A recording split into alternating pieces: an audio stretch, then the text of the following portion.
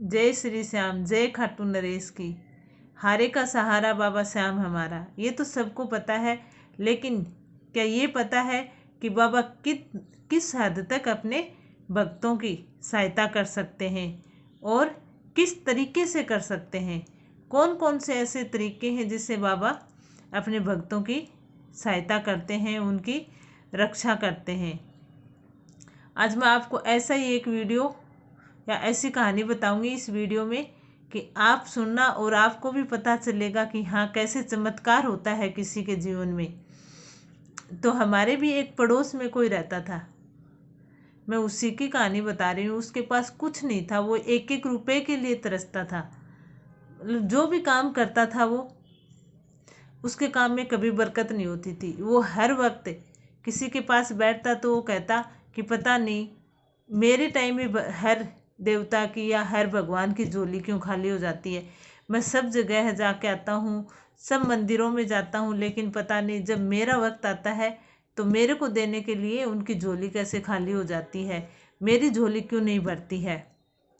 वो इतना गरीब था कि कुछ भी कमाता लेकिन उसके लग ही जाता। बच्चे बीमार हो जाते या फिर उसके गाय वगैरह थी तो वो बीमार हो जाती, लेकिन वो कमाता, उसमें कभी उसकी बरकत नहीं होती थी।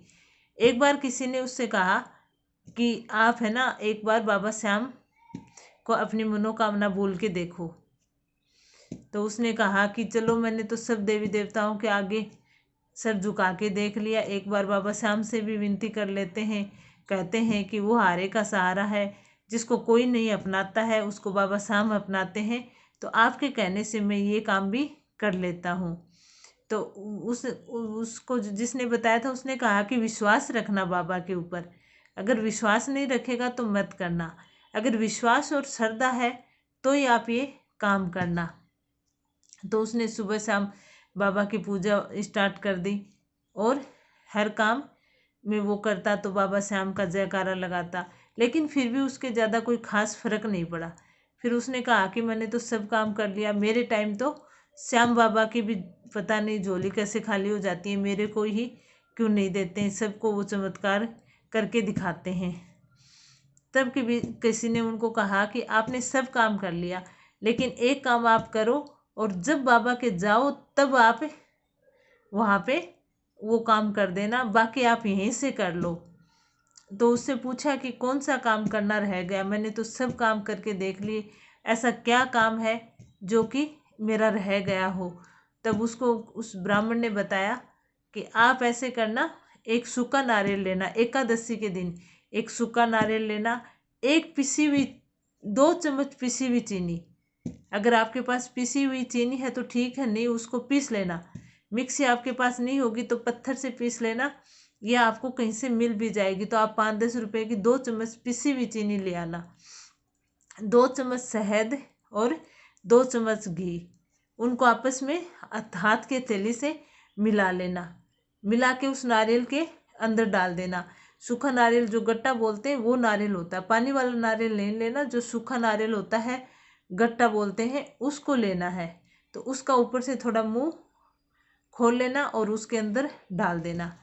एकादशी के दिन ये काम करना है और फिर उसको पीपल के जो जड़ें निकली हुई होती, पीपल की बहुत सारी जड़ें निकली होती, उस जड़ के पास उसको मिट्टी में दबाना है। पूरा नहीं दबाना है, इस तरीके से दबाना है कि उसका मुंह थोड़ा बाहर रहे। और जब आप दबाओ उसको तो आप बोलना कि हे बाबा श्याम, ये भोग मैंने आपके नाम का लगाया है, अब मेरी ये मनोकामना है, आप मेरी ये मनोकामना पूर्ण करो। आप जानो, आपका काम जाने। अब मैं तो सब जगह से हार चुका हूँ, सब जगह अपनी अरदास लगा के देख ली है, ये अरदास आपके लिए मैंने लगाई है और आप मेरी मनोकामना को पूर्ण करना। और उसके बाद जब आपकी ये मनोकामना पूर्ण हो जाए, ब्राह्मण ने उसको बताया कि जब आपकी ये मनोकामना पूर्ण हो जाए तब आप 10 ब्राह्मणों को भोजन करा देना, या 10 गरीबों को आप दान दे देना, या 10 कन्याओं को आप भोजन करा देना। तो वो 10-10 की गिनती में बता रहा था। तब उसके मन में एक ऐसा संकोच हुआ कि 10 की संख्या में क्यों बता रहा है कि 10 को दान कर देना, 10 को भोजन करा देना। तो उसने कहा ब्राह्मण से कि महाराज, मैं आपसे एक बात पूछूं, आप, मेरे मन में एक शंका है, आप नाराज नहीं हो तो ब्राह्मण ने कहा कि नहीं, पूछो। तो कहे आप 10 के ही क्यों नाम ले रहे हो कि 10 कन्याओं को भोजन करा देना, 10 गरीबों को दान दे देना। तो महाराज ने कहा कि 10 का मतलब 10 दिशाओं से आपके ऊपर श्याम की कृपा बरसेगी, तो आपकी जो मनोकामना पूर्ण हो जाए तो आप दान पुण्य जरूर देना। दान देने वाले व्यक्ति बाबा श्याम को बहुत पसंद है। वो इतने दानी हैं कि उन्होंने अपना शीश तक दान दे दिया। तो दान करने वाले व्यक्ति बाबा को बहुत पसंद है। और उसने कहा कि थोड़े दिनों में मेरे एक लॉटरी लगी, ऐसे ही कोई फॉर्म भरा था, लॉटरी लगी जिसमें 75 लाख रुपए का प्लॉट उनके नाम निकला। तो बाबा श्याम का ये चमत्कार उसके जीवन में ऐसा हुआ कि उसका जीवन बदल गया। तो आप सोचो, सच्चे मन से अगर एक गरीब से गरीब व्यक्ति का, जो कि घर बैठे अरदास लगाई, घर बैठे मन्नत मांगी, उसकी पूरी हो सकती है, तो बाबा के दरबार में जो पैर रख देता है तो उसकी बाबा कैसे मनोकामना पूर्ण कर देते हैं, कैसे उसके जीवन में चमत्कार कर देते हैं। और ऐसे एक नहीं, कई लाखों लोगों के जीवन में ऐसे चमत्कार हुए हैं। और आपने भी सुना होगा कि रातों रात कैसे कोई सुपरस्टार बन जाता है, कैसे उसके करोड़ों की लॉटरी लग जाती है, कहाँ कहाँ से धन आ जाता है। ऐसे कहते हैं कि नहीं, पहले का उसके कर्म में लिखा हुआ था, वो था नहीं। ये बाबा ऐसे हैं कि एक बार अगर बाबा को कोई सच्चे मन से पुकार लेता है तो फिर किस्मत चमकाते देर नहीं लगाते। राजा से रंक बनाते और रंक से राजा बनाते बाबा श्याम देर नहीं लगाते हैं। तो इसलिए सच्चे मन से अगर आपकी मनोकामना पूर्ण नहीं हो रही है तो एकादशी के दिन आप ये भोग बाबा को जरूर लगा देना, आपकी भी मनोकामना पूर्ण हो जाएगी। बाबा की कृपा आप पे भी बहुत जल्दी बनेगी। पर एक बात मैं हमेशा कहूँगी कि जब भी आप कोई भी काम करो, बाबा पर विश्वास और श्रद्धा से करना। आप अगर मन में ये सोच के करोगे कि लगा तो रहा हूँ, होगी कि नहीं होगी, ये काम कर तो रही हूँ, पता नहीं होगा कि नहीं होगा, बाबा करेंगे कि नहीं करेंगे, तो शायद नहीं भी हो।